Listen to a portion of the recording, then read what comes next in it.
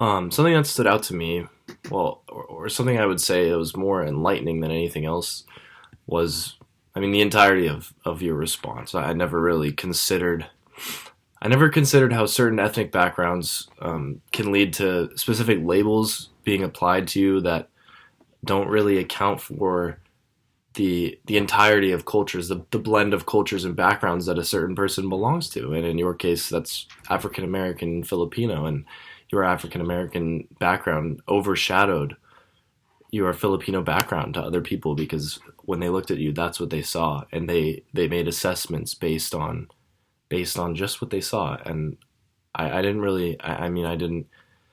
I've never had to experience that, so it was something I didn't consider. I didn't consider how that would make somebody feel either. And you go into detail saying how being judged and being viewed as only one little specific aspect of yourself felt isolating. It felt like you were being ignored for who you were. Parts of you were just being ignored, and that led you to question yourself. I can imagine that would be very confusing and hard to go out into society and have people tell you who you are, and not have people just let you tell them who you are, because that's really how it should be. You shouldn't have people giving you labels, but sadly we live in a world where appearance matters more than anything to most people, and their judgments are being passed based on their first impressions, how they look at you, what they see.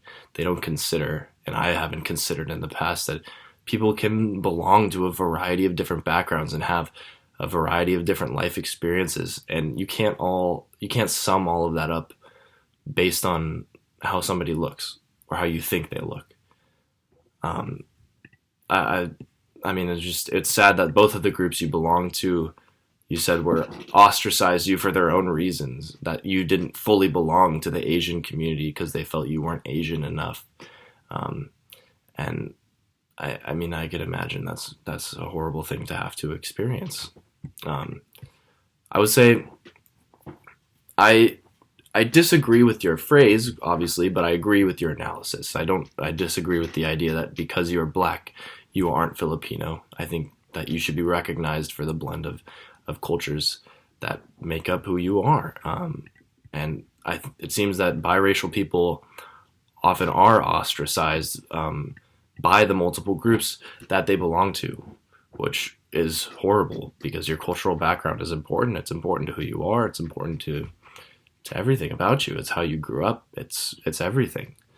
And that's something I've never had to experience. I've never had to go through that, dealing with that feeling of division, of inner division, I guess.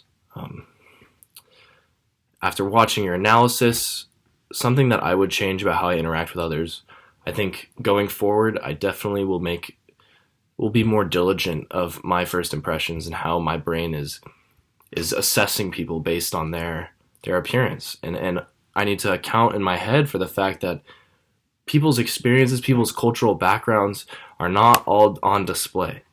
They're not all there for us to see right off the gate. And honestly, it's not our business. It's not my business to make an assessment on who somebody is, on what cultures they belong to.